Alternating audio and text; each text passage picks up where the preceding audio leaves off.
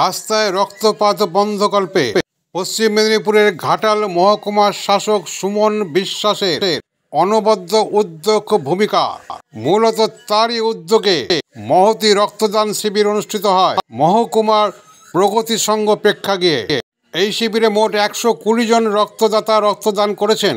তাদের প্রত্যেককে সতর্কতামূলক হিসাবে সচেতনতার লক্ষ্যে প্রত্যেক রক্তদাতাকে একটি করে হেলমেট দিয়ে রাস্তায় বাইক চালাতে গেলে হেলমেট পরতেই হবে, এই সতর্ক দিয়েছেন।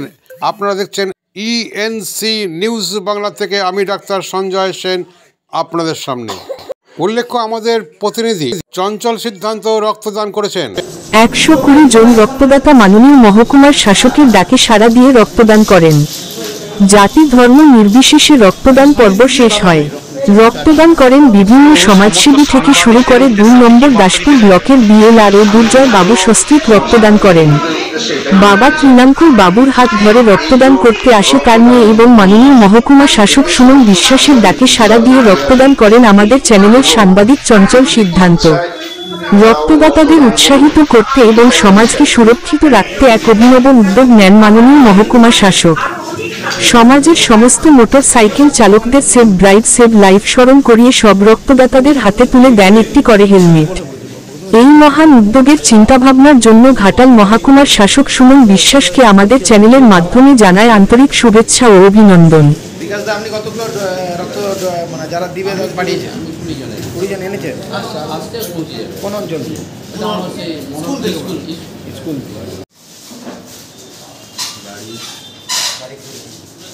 আচ্ছা ম্যাডাম, আপনি যে ব্লাড দিতে এলেন, ব্লাড ডোনেট করলেন, আপনি কি মনে করে, কিভাবে আপনি ব্লাডটা দিলেন, কি মনে করে?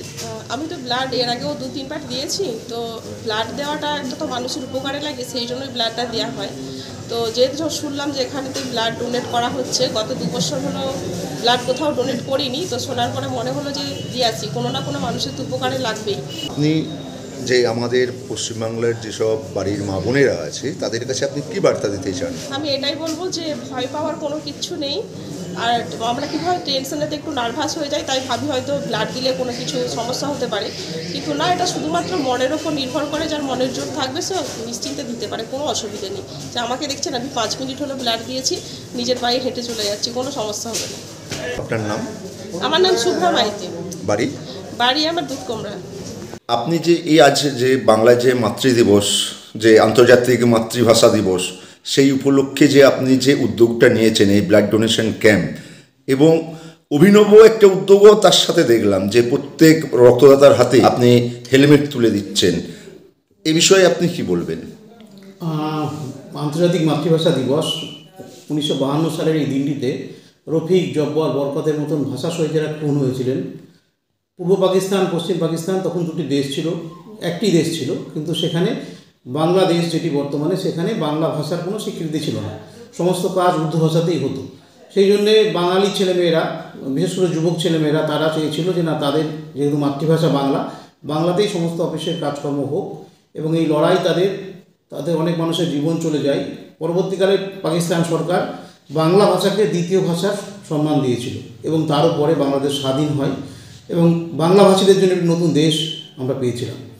এই ভাষার জন্য যে প্রাণ দেওয়ার ঘটনাটা বিশ্বে খুবই বিরল। কোনো ভাষার জন্য কোনো জায়গাতে রক্তপাত হয়েছে, মানুষ মারা গেছে, এটা দেখা যায়নি।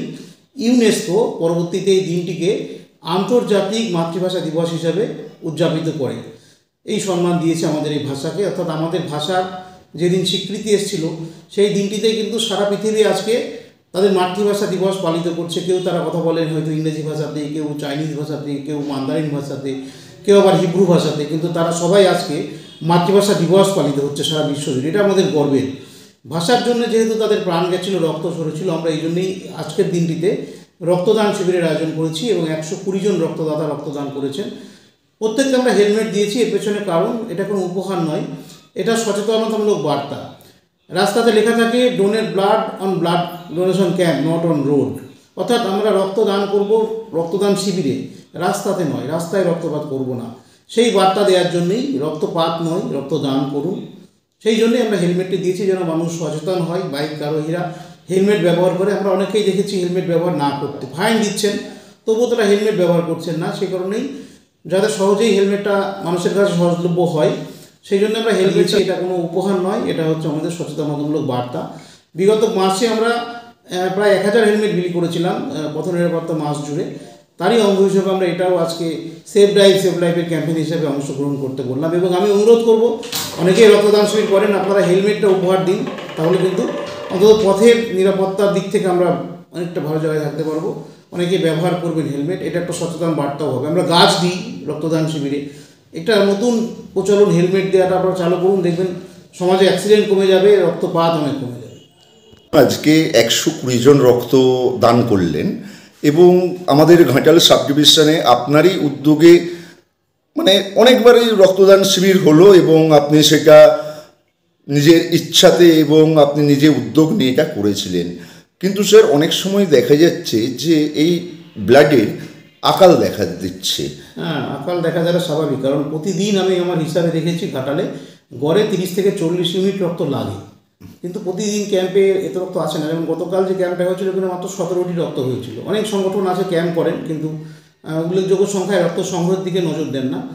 তো ক্যাম্পটা করলেই তো তাদের পারপাস সার্ভ হয়ে যাচ্ছে, একটি ক্যাম্প আমি করেছি, কিন্তু ক্যাম্প করলেই শুরু হবে না, রক্ত সংগ্রহের দিকে নজর রাখতে হবে। সামনে আমাদের মার্চ মাসে আমার হিসাবে যেটা আছে, এখনও প্রায় 20 দিন রক্তদান শিবির নেই, মাত্র 10টি শিবির আছে এই মার্চে। কিন্তু গরম যত বাড়বে রক্তের আকাল তো অবশ্যই বাড়বে। শীতকালে আমাদের রক্তের আকাল হয় না, এই মুহূর্তে হয়তো 250-300 রক্ত আছে ব্লাড ব্যাংক, আমি খোঁজ দিয়ে দেখেছি। কিন্তু এই মার্চ মাস বা তারপরে এপ্রিল মে জুন মাস, তখন কিন্তু রক্তের এত সংখ্যায় থাকবে না। আমরা এখন যদি রক্তটা সংগ্রহ করে রাখতে পারি, মূলত 3-4 মাস আমাদের রক্ত থাকে, এখন রক্ত আরও বেশি দিন থাকে, কারণ রক্ত এখন বিভাজিত হয়ে যাচ্ছে, সমস্ত রক্তটাই বিভাজিত হচ্ছে। সেক্ষেত্রে 6 মাস পর্যন্ত রাখা যায় বিভিন্ন উপাদানগুলি। তো আমরা যদি এই সময় রক্তটা নিয়ে বেশি করে কালেকশন করে রাখতে পারি, আমাদের ভবিষ্যৎ গরমকালটাতে আমাদের সহজে চালাতে পারবো। তবুও এখনও কিন্তু দেখুন সমস্ত রক্ত নেই। আমি বি নেগেটিভ রক্তের জন্য অপারেশন হচ্ছেন একজন রোগীর, তো বৃহস্পতিবারে ছিল, সেটাকে চেঞ্জ করে শনিবারে করতে হয়েছে। এখনও বিরল রক্তের গ্রুপ, কিন্তু সব রক্ত নেই। এত রক্ত থাকার পরেও রক্তের তো অনেকগুলো গ্রুপ থাকে, এবং 8টি গ্রুপ আছে। তো কোনো কোনো গ্রুপের রক্ত কিন্তু এখন অ্যাভেলেবেল নেই, হয়তো দেখা যাচ্ছে ও পজিটিভ বেশি আছে, বি পজিটিভ বেশি আছে।